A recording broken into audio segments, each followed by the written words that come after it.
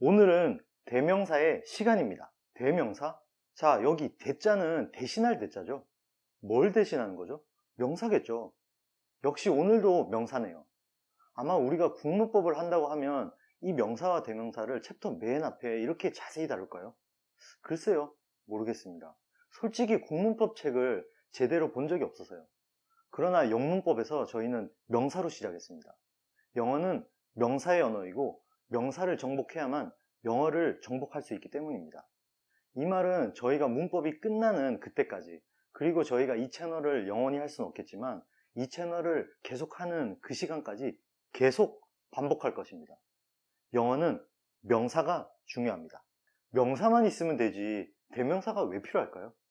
이런 바보 같은 질문도 때로는 기본 개념을 정립하는 데는 꼭 필요합니다. 다시 말해서 명사를 대신하는 대명사가 왜 필요할까요? 오케이, 조금 다른 관점에서 물어보겠습니다. 모든 언어는 명사를 가집니다. 안 가질 수 없겠죠.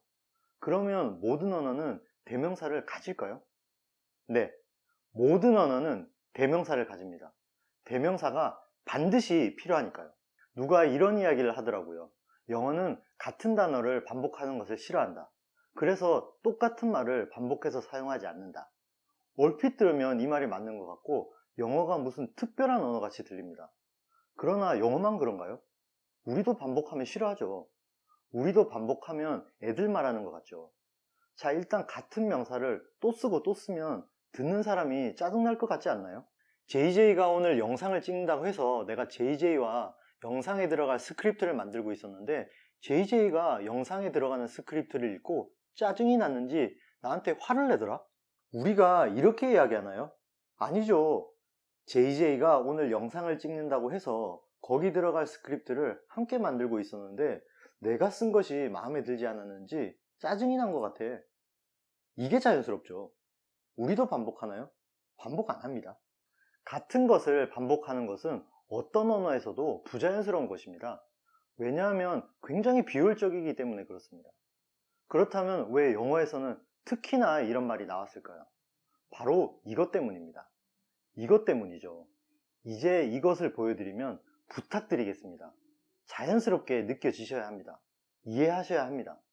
오늘 처음 저희 영상을 보시는 분이시라면 문법 영상을 처음부터 보셔야 합니다. 자, non-pro드랍 랭귀지인 영어는 독립객체를 빼면 안 되는 것이잖아요. 그러니까 반복하지 않는 것이 우리 눈에 확실하게 보이게 되는 것 뿐입니다. 우리도 반복을 안 합니다. 다만 우리는 프로드랍 랭귀지잖아요. 우리는 독립객체를 뺄 수가 있잖아요. 그냥 빼버렸잖아요. 서술어만 남기고 다 빼도 되잖아요.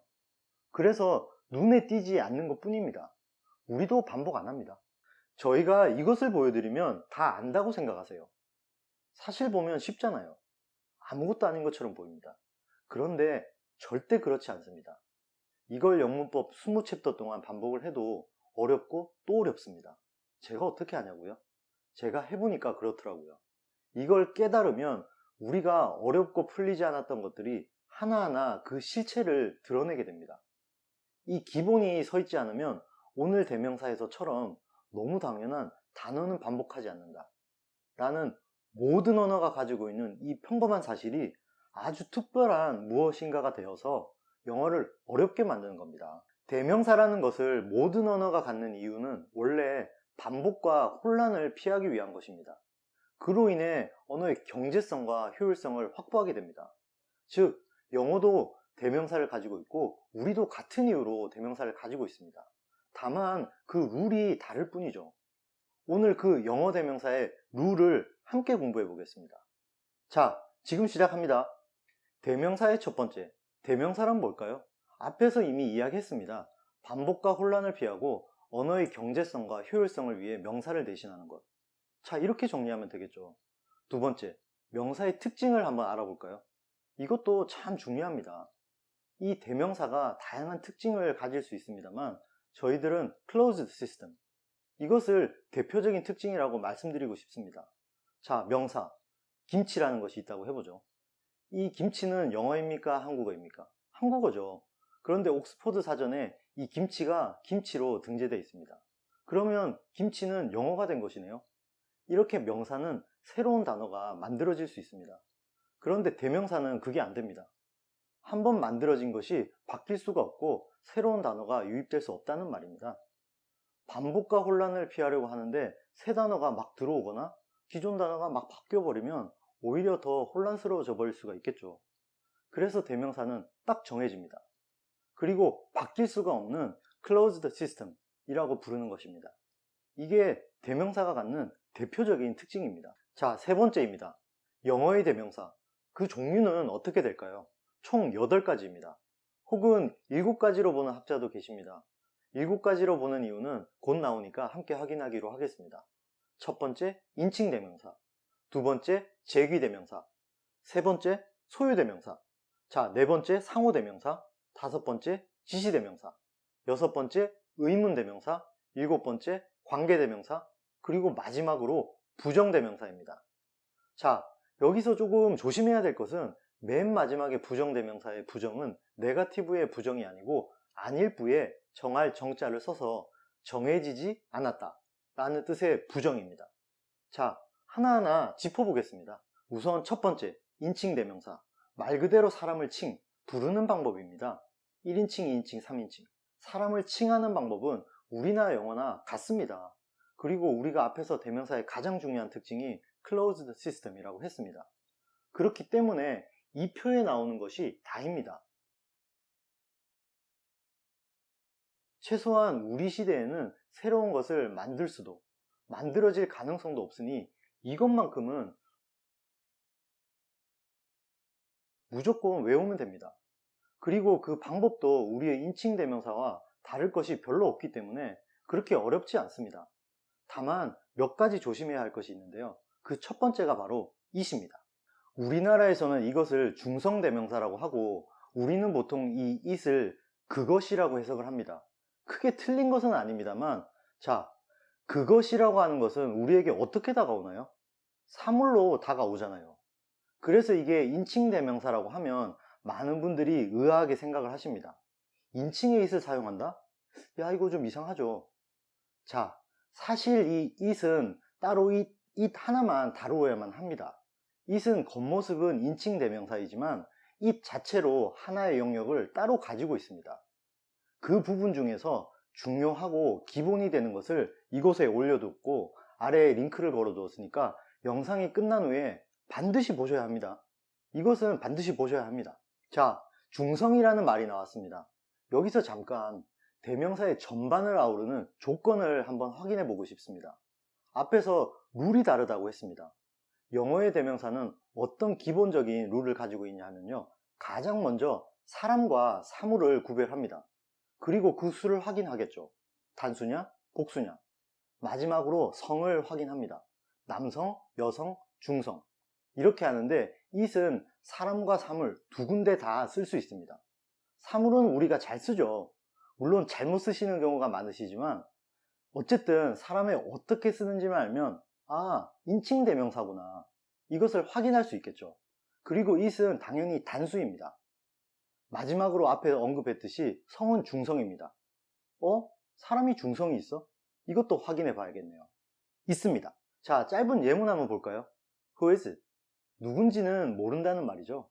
who를 썼으니까 이에 상응하는 it은 사람입니다. 그렇죠. 그리고 단수이면 당연하죠.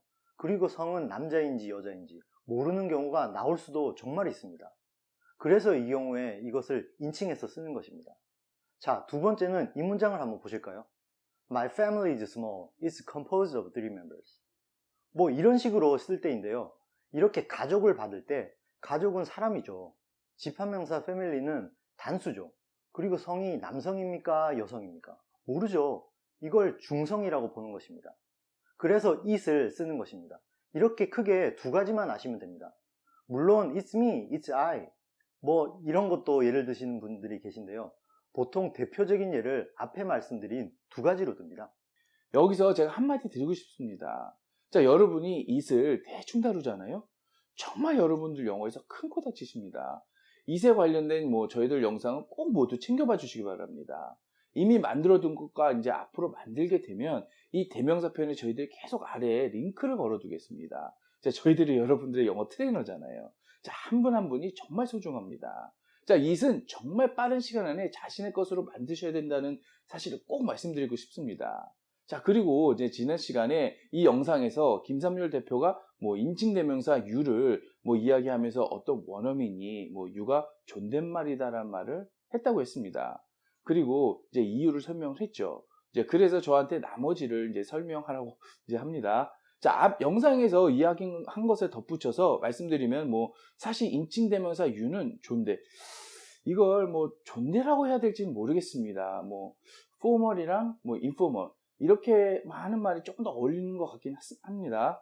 정말 영어에서 you는 실제로 뭐 존댓말로 보는 경우가 많이 있습니다. 왜냐하면 뭐 독일어 같은 경우는 du와 sie 이렇게 sie라는 존댓말이 있고 뭐 프랑스어도 뭐 toi vous 이렇게 있고 뭐 스페인어도 toi usted 이렇게 있습니다.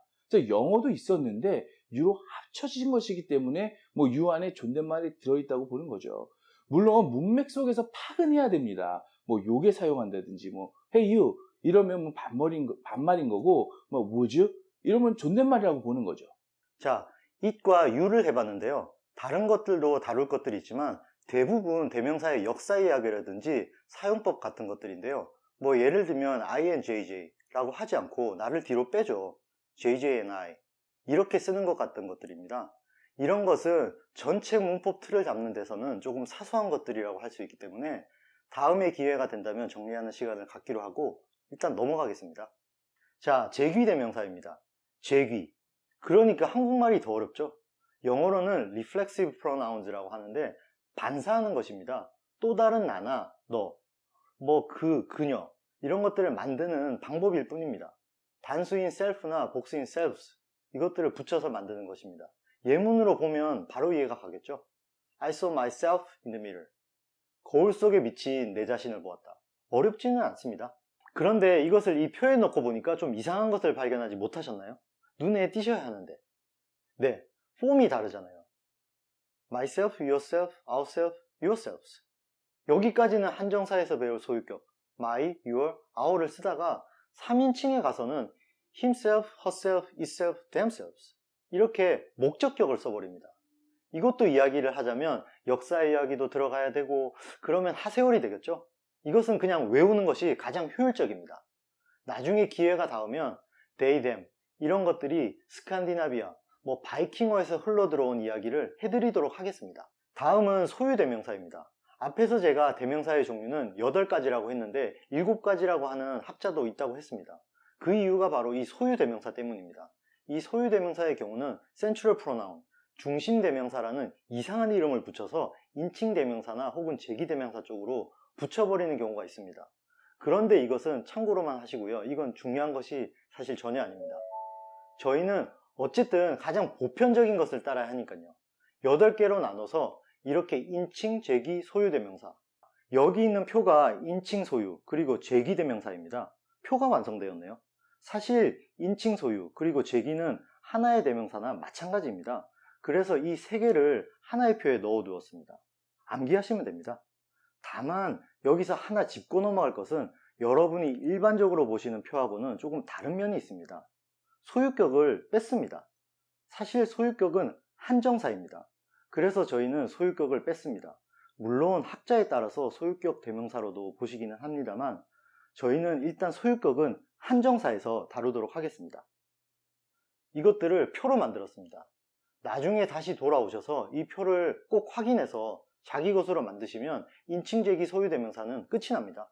자, 지금 나오는 것은 조금 여러분에게 생소하게 들릴 수도 있는데요. 아주 쉽습니다. 그리고 아주 많이 쓰는 것입니다. 상호대명사라는 것입니다. 영어로는 reciprocal pronouns라고 하는데 딱 2개입니다. 뜻은 똑같습니다. 서로라는 뜻입니다. each other, one another. 우리가 서로라는 표현을 쓸 경우가 참 많죠. 그런데 다양한 표현이 있을 것이라고 생각을 해서 each other를 잘못 쓰는 경우가 있는데 앞에서 말씀드렸죠. 대명사는 closed system이라고 해서 정해지면 바뀌지도 않고 잘 바꿀 수도 없습니다. 이 2개를 반드시 외워두시고 자꾸 써보셔야 합니다. 자, 차이는 each other는 회화에서 굉장히 많이 쓰고요. one another는 조금 공식적입니다. 그래서 문서나 공식적인 것에 좀 더 쓴다. 이 정도만 알아두시면 될 것입니다. 다음은 지시대명사입니다. demonstrative pronounce라고 하는데 김삼일 대표가 자기가 이 영상에서 가장 대표적인 지시대명사 두 개, this와 that을 설명했기 때문에 저보고는 좀 뭐 다른 관점에서 설명을 해주면 좋을 것 같다고 해서 제가 한번 해보겠습니다. 그리고 이 김삼률 대표가 만들어 놓은 이 영상 반드시 보셔야 합니다. 정말 중요합니다. 여러분, 이 표를 한번 봐주세요. 가장 보편적인 지시대명사의 표입니다. this, that, 그리고 복수형인 these와 those입니다. 그런데 아주 가끔 여러분들이 아주 심도 있게 공부를 하다 보면 논문 중에 such, the former, the latter를 이 지시대명사로 넣는 경우가 가끔 있습니다. 그리고 아주 드물지만 뭐 학자들 중에는 here, there, now, then까지도 이 지시대명사에 넣는 경우가 있습니다. 뭐 밑줄 팔짝 뛸 일이죠. 그런데 이거는 그냥 참고만 하시고 일단 이런 것들은 진짜 학자가 되시려면 뭐 공부해 보시면 됩니다. 오늘은 이 표에만 집중하시면 됩니다. 자, 오늘 demonstrative pronounce에서 가장 중요한 것을 말씀드리겠습니다. 자, 여기서 가장 중요한 것은 it이 없다는 사실입니다. 우리는 it을 그것이라고 외우죠. 그리고 문법 책들 보면 it을 지시대명사로 넣는 경우가 많은데 it은 대명사임엔 틀림없습니다. 그리고 인칭 대명사임에도 틀림없습니다. 그러나 지시대명사는 아닙니다. 왜 그런가 하면 이 세상을 인식하는 방법이 우리와 원어민이 다르기 때문입니다. 자, 우리는 우리의 공간과 시간을 세 가지 방법으로 구분한 시스템을 가지고 있죠. 자, 이것, 저것, 그것 이렇게요. 자, 이것을 three-way 시스템이라고 하는데요. 원어민이 이렇게 보지 않습니다. 자, 원어민은 이것과 나머지 모두를 저것으로 보는 two-way 시스템을 가지고 있습니다. 자, 이것이 너무너무 중요합니다. 자, 원어민에게는 자기 가까이 있는 것을 this, 이것이라고 하고 그 외 모든 것을 that이라고 하는 이 지시적 관점, 지시적 시스템을 가지고 있는 겁니다. 그래서 that을 무신적 많이 쓰는 거죠. 자, 그리고 그 외에는 없습니다. 자, it은 지시대명사가 아닙니다. 지시대명사는 이 네 개가 가장 보편적입니다. 자, 지시대명사까지 끝냈고요. 의문대명사와 관계대명사입니다. 이 의문대명사와 관계대명사는 표로 만들었습니다. 사실 의문대명사와 관계대명사는 뭐가 의문대명사이고 무엇이 관계대명사인지가 중요한 것이 아닙니다. 아니죠. 물론 중요하겠죠. 그런데 대부분 뭔지 아십니다. 다만 어떻게 사용하는지가 중요한 것이잖아요. 이것은 문법 뒤로 가면 의문문과 관계대명사를 할 때 자세히 다루면 됩니다. 오늘은 이 표에 나온 것을 외우시면 되는데 이것은 사실 대부분 다 아시기 때문에 넘어가겠습니다. 자, 다 왔습니다. 드디어 마지막 8번째 부정대명사입니다. 앞에서 말씀드렸지만 여기서 부정은 정해지지 않은 것을 말하기 때문에 영어로는 indefinite pronouns입니다. 부정대명사는 다양한 방법으로 설명할 수 있습니다만 저희와 함께 공부하시는 분들은 저희 방법을 따라주시면 감사하겠습니다. 이걸 형태소적 접근이라고 하는데 형태소라는 것은 쉽게 이야기하면 단어를 쪼개보는 것입니다. 첫 번째가 전체입니다. 전체를 대신하는 것입니다. 이렇게 5가지로 볼 수 있는데 여기서 조금 헷갈릴 수 있는 것은 both와 each입니다. 이것이 왜 전체를 대신하지? 이렇게 생각하실 수도 있는데요. 일단은 이렇게 외워두십시오. 두 번째는 일부입니다. 세 번째가 임의입니다. 정해지진 않았지만 뭔가를 대신하는 것입니다. 마지막이 no입니다. no가 들어가서 아무것도 없다는 것을 대신하는 것입니다. 바로 이런 것들입니다. 자, 여기서 질문. 이 대명사들을 왜 형태소로 저희는 나누려고 할까요? every, all, some, any, no. 이렇게 앞에 붙는 단어들은 모두 한정사입니다. 형태소로 나누게 되면 암기도, 이해하기도 쉽기 때문입니다. 바로 조금 전에 말씀드린 each가 전체야? both가 전부를 뜻하나? 이런 설명은 대명사에서는 한계가 있습니다. 한정사에서 설명해야 되는 부분입니다. 한정사에 가면 my, your, his 이런 인칭 대명사에서 빠진 한정사들도 다루어서 한정사를 통해서 대명사를 완성해야 합니다. 여러분, 영어는 층이 쌓여야 합니다. 8개의 대명사, 전체적인 틀을 만들어 보았습니다. 사실 부분적으로는 깊이 들어갈 사항이 많이 있습니다만 그런 것들은 이 틀 안에서 하나하나 채워나가면 됩니다. 오늘 나온 영상 속의 8가지 대명사, 스스로 노트하셔서 자기만의 틀을 만들어 두시길 바랍니다. 또 하나 기억해 주시길 바라는 것이 대명사는 closed system이라고 했습니다. 새로운 것이 만들어지거나 유입될 가능성이 거의 없습니다. 오늘 나온 대명사가 저희들은 대명사의 전부라고 생각합니다. 물론 몇 가지 고민되는 것이 있었습니다. 이재준 대표가 앞에서도 말씀드렸듯이 이게 대명사야? 하는 것들이 학자에 따라서 조금씩 다른 것들이 있을 수 있습니다. 그리고 부정대명사를 하면서 every 이것을 대명사로 보는 학자들도 있습니다. 물론 저희는 뺐지만요. 가장 보편적인 것들을 택해서 모두 정리한 것이니 이것이 우리의 대명사 기본 틀이 되기를 바랍니다. 자, 부록편 넘어가 볼까요? 사실 대명사에서 가장 기본되는 것이 인칭 대명사와 지시 대명사입니다. 그리고 우리는 부정 대명사도 공부했습니다. 자, 이것들이 대명사의 가장 기본이죠. 그런데 이 인칭 대명사와 지시 대명사 그리고 부정 대명사 사이에 있는 것이 it과 one입니다. 자, 이 둘은 이상하게 인칭으로 쓰면 우리한테는 잘 안 와닿습니다. 그리고 하나 더, 우리가 이상하리만큼 빼놓는 게 있습니다. 자, it과 one이 인칭 대명사와 지시 대명사 그리고 부정 대명사 사이에 있다고 하면 뭐 그래도 그냥 고개를 끄덕이십니다. 그런데 아주 중요한 것이 하나 더 있습니다. 바로 they입니다. 그런데 이거를 빼놓습니다. 더 이상한 것은 they는 우리가 별로 어려워하지 않는다는 사실입니다. 자, 왜 그럴까요? 바로 저희들이 늘 말씀드렸던 영어를 우리말로 이해하려고 하기 때문입니다.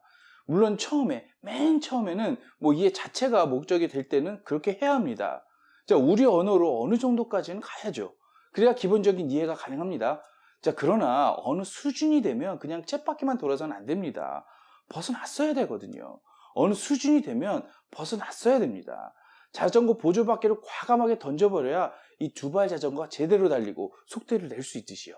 자, 오늘 부록편에서는 it, one, 그리고 they 이 세 개를 비교할 겁니다. 아니, 부록 제목은 it vs one이라고 해놓고 갑자기 they가 들어가 버렸네?